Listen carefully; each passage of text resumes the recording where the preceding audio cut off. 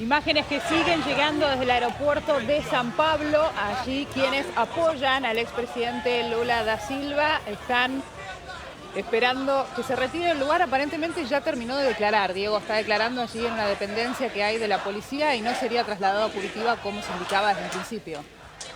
Bueno, veremos. Esto es seguido casi en tiempo real por la Procuraduría, que no se guarda ningún detalle en sus conferencias de prensa. Es cuestión de esperar unos minutos para saber si efectivamente declaró en esta dependencia de la Policía Federal en el aeropuerto de San Pablo, o la otra variante, que era que sea trasladado a Curitiba.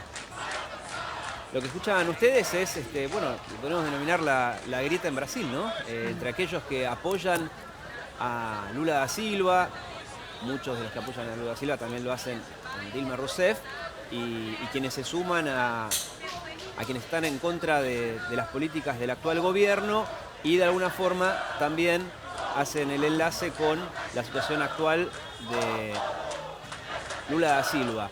De todas formas, enseguida hay que aclarar, ¿no? Cuando uno ve este tipo de manifestaciones, el gran disgusto que hay en este momento en Brasil, y en un rato lo vamos a hablar con nuestro invitado, es la crisis económica. Y al mismo tiempo están estos casos de corrupción que muestran que cada vez van más arriba en la pirámide y van llegando al poder central político que hay en este momento en ese país. Veremos, en unos minutos tendremos más detalles acerca de la declaración de Lula da Silva. Bien, vamos a dialogar ahora con Rodrigo Cabaleiro, que es el corresponsal en Buenos Aires del diario Estado de San Pablo. Rodrigo, muchísimas gracias por estar. No, gracias a ustedes. Bueno, un caso de corrupción o de investigación de corrupción sin precedentes en Brasil, ¿no? No, absolutamente. Esto es inédito. Lo que ya decíamos, la detención de los principales empresarios, dueños de las constructoras más grandes de Brasil y bueno, conocidas en todo el continente, ya lo hacía un caso extraordinario. Lo que pasa hoy es un paso más. El allanamiento de la casa del expresidente Lula pone ahí el gran símbolo de la década pasada, un símbolo político en todo el mundo, bajo sospecha de corrupción y con fuertes indicios según el Ministerio Público, ¿no? Como brasileño que sos, ¿cómo es el comportamiento del Poder Judicial en Brasil? ¿En consonancia con el gobierno de turno o de total independencia o en un paso intermedio? Yo te diría que hace 10 años hablaríamos como me hablan los argentinos acá. No va a pasar nada, esto es un poco... Una bomba de humo y pasa. Pero hay señales muy concretas de que no es lo que, no es lo que está pasando ahora. Primero, por lo que te decía de los empresarios y por cómo ha llegado a gente como Lula, y ayer se conoció una declaración de un senador del PT.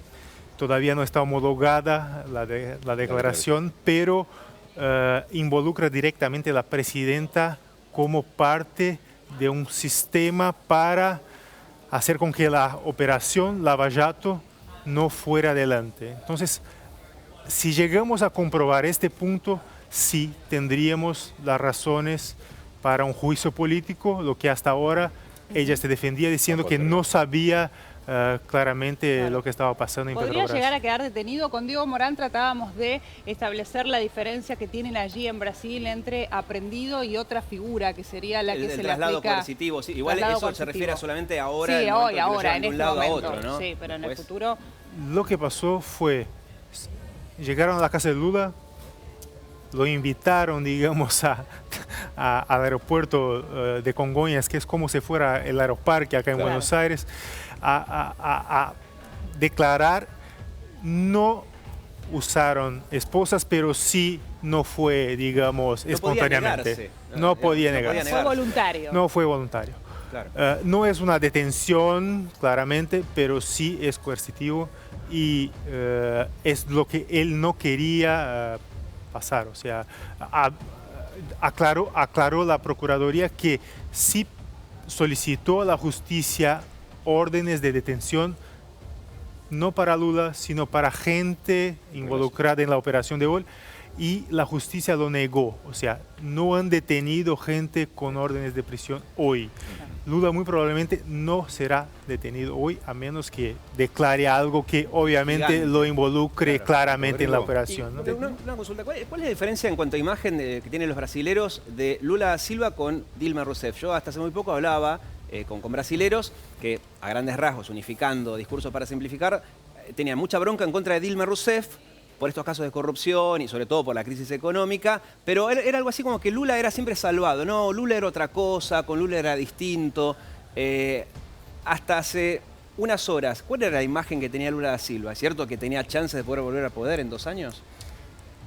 Sí es cierto que tenía chances, y vas a encontrar brasileños que te van a decir cualquier cosa porque la grieta es tremenda, pero hay gente que simpatiza más con Dilma que con Lula y al revés. Lo que sí es verdad, Lula es o era un potencial candidato para la elección de los Yo hacía ministros. Esto seguro, es un tipo extremadamente carismático. Cuando lo escuchas hablar en un meeting, aún la gente que va preparada para golpearlo sale de ahí un poco descolocada por cómo se mueve. Y dejó el país en mejores condiciones que como está ahora. Yo hago el paralelismo con, no es lo mismo, pero uno habla con un venezolano y dice, no, Nicolás Maduro es un desastre, el actual presidente, no, con Chávez era distinto. Y en la Argentina pasaba también de gente decir, no, con Néstor era distinto, para entender el contexto. Sí, ¿Pasaba un poco eso? Sí, pasaba, pero hay que también mirar el escenario exterior. O sea, Lula se ha beneficiado de un boom de las commodities, como decíamos, que le ha permitido, o sea, distribuir riquezas y ahí estimular el consumo y meter 30 millones de brasileños en la clase media. Entonces, obviamente salió como uno de los presidentes más populares del país, y no había gente que dijera, no, a este tipo no hay que valorarlo. Pero ahora se invirtió la cosa, todavía tiene un núcleo duro que está ahí delante del aeropuerto pidiendo, en fin, justicia según sus criterios. Dilma siempre fue tratada como una persona sin carisma o sin encanto propio, pero tenía la imagen de una buena gestora. Era una tipa que buscaba resultados, tenía plazos, resultados, pero no lo confirmó. Y hasta ahora lo que decía es, mira, no confirmó lo que se propuso. A partir de lo que se dijo ayer en este testimonio del senador petista del Sirio, va más allá que esto. O sea, pasó un poco la raya y estaba, digamos, actuando para que la investigación no fuera adelante, para que ministros o jueces impidieran la investigación. Claro que hay que averiguar si este testimonio es verdadero y qué pruebas hay, ¿no? Se habla de 2.000 millones de dólares de pagos en coimas, que podría llegar a 10.000, o sea, como documentado que hay 2.000 millones de dólares, una cifra impresionante. Ahora, ¿esa cifra fue a parar en gran medida a bolsillo de los políticos para beneficio propio o el financiamiento de la política, de campañas presidenciales?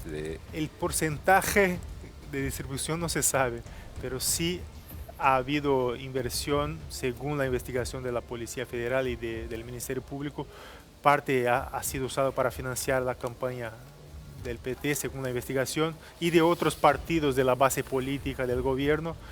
Y parte ha sido distribuida ahí en coimas para que el sistema se mueva, ¿no? Y bueno, incluso se investigan algunos funcionarios ahí argentinos que de alguna manera estarían vinculados a este empresarios, sistema. o sea, en el mismo sistema, ¿no? Esto de poner dinero para ganar una licitación, pero parte de ese dinero después va a los bolsillos de los políticos o de los partidos políticos. ¿Está involucrado ahí Ricardo Jaime, no?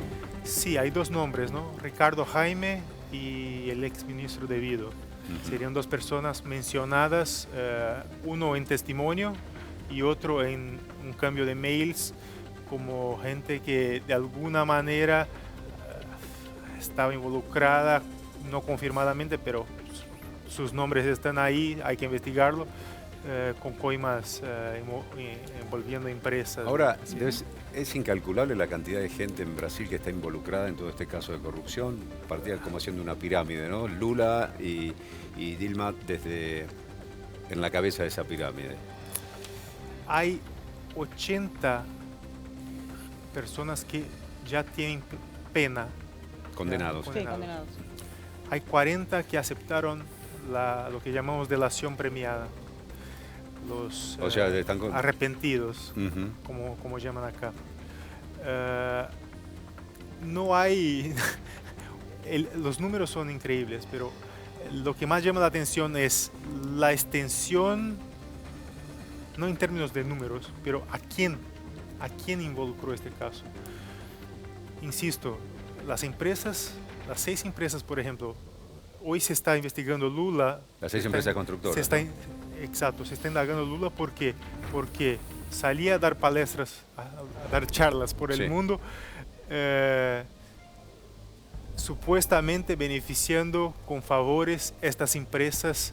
O sea, daba charlas, decía, inviertan en Brasil, acá están empresas que los pueden ayudar. O sea, hacía lobby a favor de las Exacto. empresas Se que, cobraba por según la eso. fiscalía, le compró un inmueble o se los amueblaron. Aparte eran empresas constructoras, justamente, ¿no? La forma de Exactamente. devolver era hay eso. reformas en inmuebles que Claro. no están a su nombre, pero hay una chácara que la usaba 2 veces al mes, donde los juguetes... ¿Esas son de algunas de la- las propiedades que allanaron hoy? No, allanaron muchas propiedades de sus hijos. Sí. Esta propiedad que está cerca de São Paulo es la más famosa, es una chácara donde parte de los juguetes de la chácara, que está a nombre de un amigo suyo, que sería su testaferro, Sí. tiene los nombres de los nietos de Lula, lo que sería una evidencia de que es más que un lugar de Claro. ocio, digamos, que era su lugar de descanso. Seguimos en